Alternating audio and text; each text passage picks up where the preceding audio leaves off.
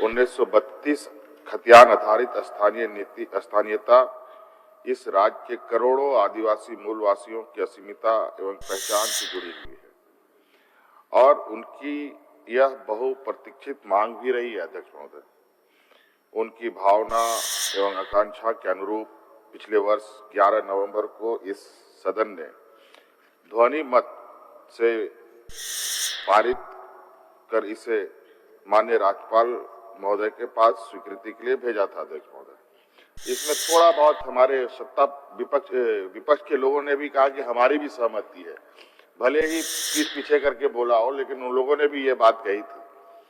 हम लोग भी इसमें सहमत हैं। झारखंड राज्य खनिज संपदा से भरपूर यह राज्य है। अध्यक्ष महोदय, और विभिन्न मुख्य रूप से यहाँ पर जो कार्य होते हैं, खनन कार्य की ही अहम भूमिका रही है, चाहे वो किसी भी तरीके के खनिज संपदा हो। जगह पाने में कठिनाई की तो बात ही नहीं, बल्कि मिलना भी संभव नहीं है। अपने तरीके से वो लोगों को अपनी कंपनियों में रखते हैं। उपरोक्त के आलोक में वर्तमान विधेयक में किसी तरह के परिवर्तन की आवश्यकता नहीं है और इसे वर्तमान स्वरूप में ही पुनः पारित करने का सदन से आग्रह करें। नेता प्रतिपक्ष महोदय, चौथा साल है और नियोजन की स्थिति ऐसी है कि माननीय सदस्यों ने जब प्रश्न लगाया तो उसका जो जवाब आया, वो जवाब ये आया कि जो भी बहालियां हुई है 8000 से ज्यादा, वो पूर्ववर्ती सरकार द्वारा घोषित और वहां से जो काम चालू किया था बहाली का, उसके कारण वो 8000 से ज्यादा हुआ। बाकी इस सरकार में एक भी आपने बहाली नहीं किया है, सब अनुशंसाओं में है, चाहे जेपीएससी में हो चाहे जेएसएससी में हो। आज हमको चाहिए नौकरी और आप हमको दे रहे हैं पोस्ट डेटेड चेक। आप भविष्य का फिर वायदा कर रहे हैं 4 साल के बाद।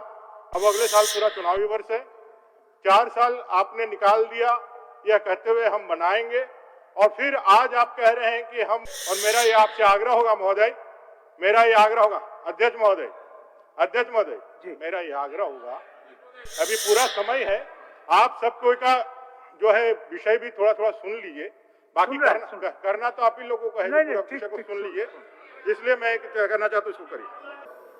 1932 खतियान आधारित स्थानीयता इस राज्य के करोड़ों आदिवासी मूलवासियों की अस्मिता एवं पहचान से जुड़ी हुई है और उनकी यह बहुप्रतीक्षित मांग भी रही है। अध्यक्ष महोदय, उनकी भावना एवं आकांक्षा के अनुरूप पिछले वर्ष 11 नवंबर को इस सदन ने ध्वनि मत से पारित कर इसे माननीय राज्यपाल महोदय के पास स्वीकृति के लिए भेजा था। अध्यक्ष महोदय, इसमें थोड़ा बहुत हमारे सत्ता विपक्ष के लोगों ने भी कहा कि हमारी भी सहमति है, भले ही पीठ पीछे करके बोला हो, लेकिन उन लोगों ने भी ये बात कही थी। हम लोग भी इसमें सहमत हैं, लेकिन जाकर के पीछे से अध्यक्ष महोदय, राज्यपाल महोदय के कान भरने का काम किया अध्यक्ष महोदय। और इसकी लड़ाई तो अध्यक्ष महोदय हमारे पार्टी सुप्रीमो ने और विश्वगुरु शिबू सोरेन जी ने भी एक लंबी लड़ाई लड़ी थी। अध्यक्ष महोदय, इसमें पूरा राज्य इस बात को जानता है। अध्यक्ष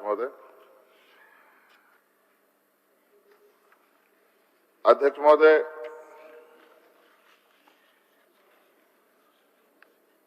झारखंड राज्य खनिज संपदा से भरपूर यह राज्य है। अध्यक्ष महोदय,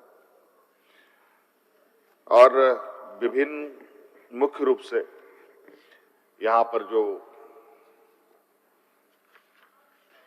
कार्य होते हैं, खनन कार्य की ही अहम भूमिका रही है, चाहे वो किसी भी तरीके के खनिज संपदा हो। समय अवधि बीतता गया। अध्यक्ष महोदय, पहले तो सरकारी नौकरियां मिलती थी, जमीनों के बदले मुआवजे भी कुछ मिलते थे, लेकिन वर्तमान स्थिति में जिस तरीके से कंपनियां आउटसोर्सिंग के रास्ते बढ़ी है, जिसमें बड़े पैमाने पर कंपनी लगभग पूरी कंपनी ही ऐसा लगता है कि मानो आउटसोर्स हो चुका हो। और इसमें कहीं ना कहीं जो हमारे स्थानीय लोग हैं उनको भी जगह पाने में कठिनाई की तो बात ही नहीं, बल्कि मिलना भी संभव नहीं है। अपने तरीके से वो लोगों को अपनी कंपनियों में रखते हैं। इसी के लिए विधायक लाई गई थे अध्यक्ष महोदय, और इस दिशा में हमारे माननीय सदस्यों ने 20 वर्षों तक राज्य को दिशा देने का काम किया। और अध्यक्ष महोदय, इस पर क्या पहल इन लोगों ने किया, ये खुद अपने गिरेबान में झांक करके बता सकते हैं। अध्यक्ष महोदय, माननीय राज्यपाल महोदय ने अपने संदेश के साथ विद्वान अटॉर्नी जनरल के वैधिक परामर्श भी जो विधेयक है उसके साथ संलग्न किया है एवं विधेयक पर पुनर्विचार करने का निर्देश भी दिया है। अध्यक्ष महोदय, अटॉर्नी जनरल जी ने अपने परामर्श में कंडिका 9 से 15 में स्थानीयता की परिभाषा एवं उनके आधार पर सुविधाएं उपलब्ध कराने को पूरी तरह से जायज भी ठहराया है। अध्यक्ष महोदय, एवं राज्य के प्रयासों का सराहना भी किया है। अब चूंकि अध्यक्ष महोदय अब ये डबल इंजन की सरकार तो है नहीं, अब ये कैसे चीजें बदलती है इसमें आपको पता चलेगा। अध्यक्ष महोदय, विधेयक के धारा 6 पर परामर्श हेतु विद्वान अटॉर्नी जनरल ने जो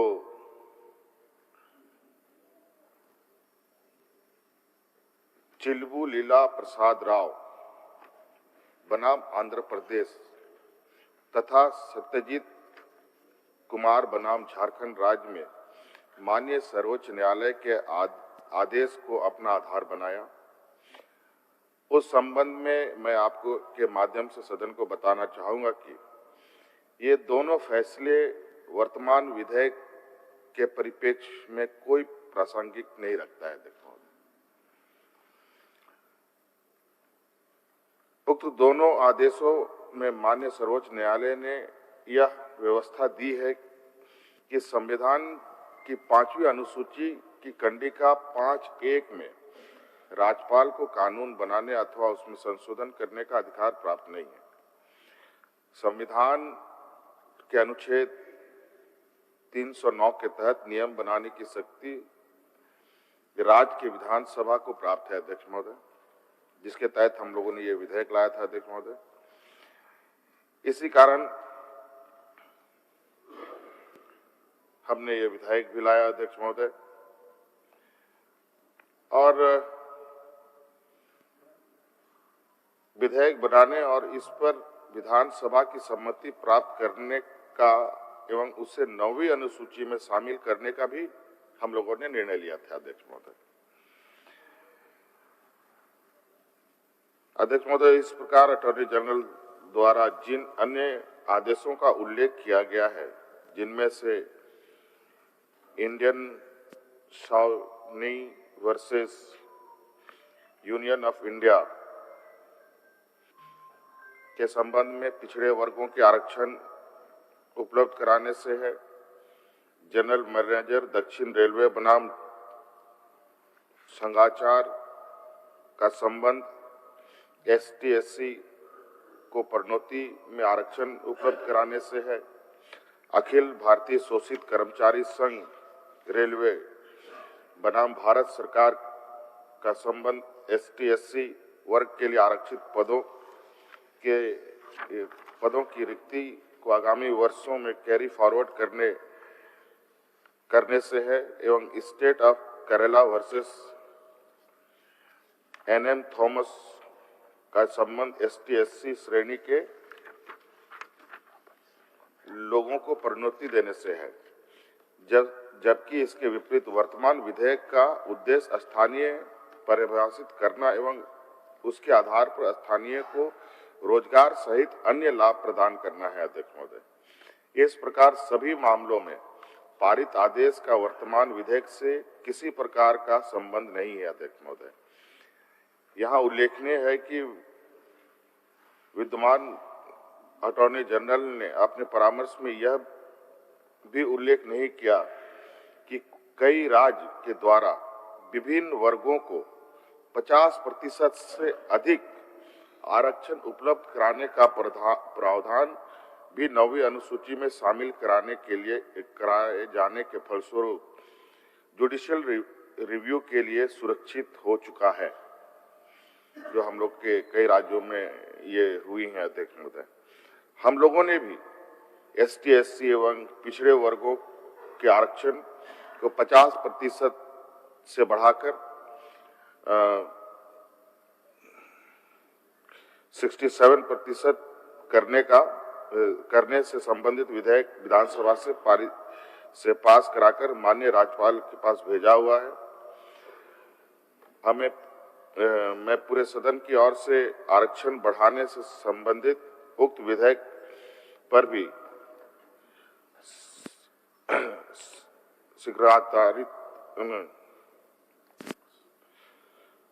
शीघ्रता से सहमति प्रदान करने का माननीय राज्यपाल से आग्रह करना चाहूंगा।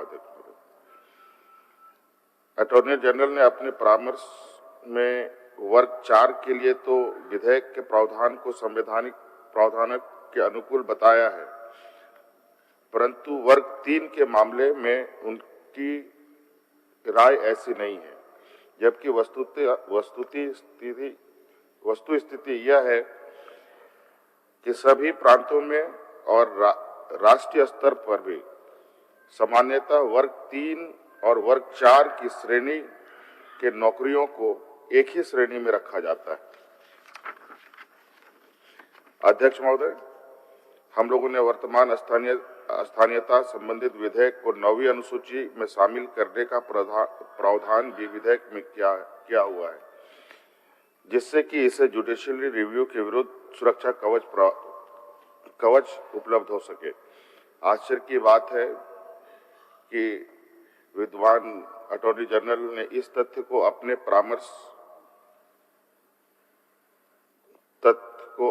परामर्श प्रदान करने की कहीं भी संज्ञान नहीं लिया है।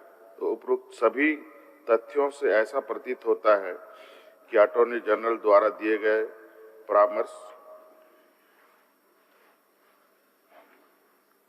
तर्कसंगत नहीं लगता है। अध्यक्ष महोदय, मैं आपके माध्यम से सदन को बताना चाहूंगा कि राज्य सरकार ने झारखंड राज्य के विद्वान महाधिवक्ता से इस विषय पर परामर्श प्राप्त भी किया है। अध्यक्ष महोदय, जिसमें उन्होंने स्पष्ट रूप से परामर्श दिया भी है। अध्यक्ष महोदय, विधानसभा द्वारा पारित विधेयक को संसद के द्वारा 9वीं अनुसूची में शामिल कराया जा सकता है। अध्यक्ष महोदय, तत्पश्चात संविधान के अनुच्छेद 31B के अंतर्गत उस विधेयक को संविधान के पार्ट 3 अथवा यदि वह किसी न्यायालय के आदेश के प्रतिकूल भी हो तो उसे सुरक्षित रखा जा सकता है।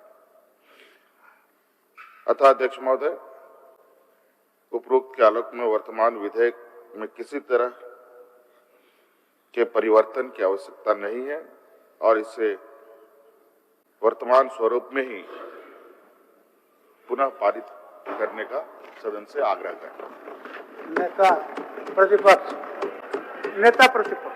आप बोलिए, नेता प्रतिपक्ष बोलिए, बोलवा रहे महोदय, और लोगों का भी सुझाव ले लेते तो अच्छा रहता। आप बोलिए, तो आवश्यकता होगा तो फिर सुझाव लेंगे।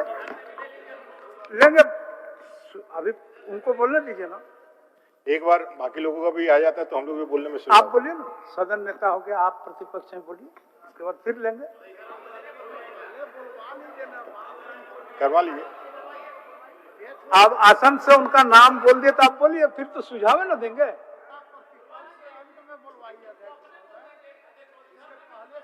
नवीन जी बोलने दीजिए, खड़ा हो गए हैं, पुकार लिए, बट बोलिए बोलिए बढ़िया सर, बोलिए ना, बोलिए बोलिए।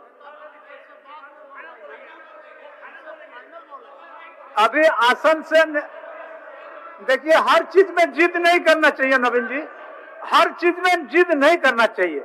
हमने नाम पुकार दिया, उनका नाम पुकार दिया तो बोलने दीजिए, नाम उनको बोलने दीजिए, फिर बाद में लेंगे ना, बाद में लेंगे। बोलिए अमर जी, आप बोलिए ना, बोलिए। महोदय, एक चूंकि इतने महत्वपूर्ण विषय पे चर्चा हो रही है, हम सबका आग्रह होगा कि आदरणीय बाबूलाल मरांडी जी से इस विषय पे थोड़ा सा बुलवा लीजिए, उसके बाद हम लोग फिर बोलेंगे। आपसे भी बोलवा, आप बोल लीजिए ना, फिर उनसे भी जरूरत पड़ेगा तो लेंगे, आप काहे चिंता करें। पहले बुलवा लेते तो ज्यादा अच्छा। आप बोलिए ना पहले, उसके बाद बुलवा लीजिए। हाँ ठीक ठीक ठीक। आदरणीय अध्यक्ष जी, अभी नेता सदन ने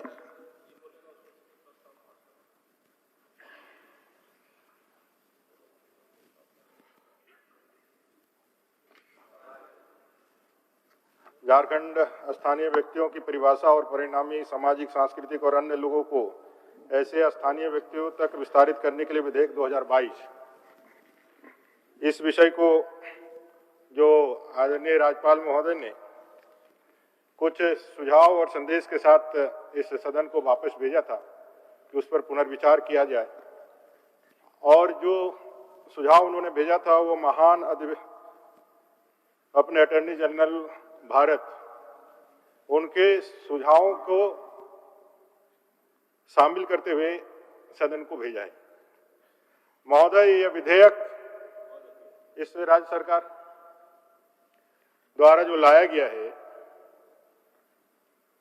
इसका उद्देश्य यही था कि हम जो है 1932 के आधार पर स्थानीय लोगों को नियोजन देंगे।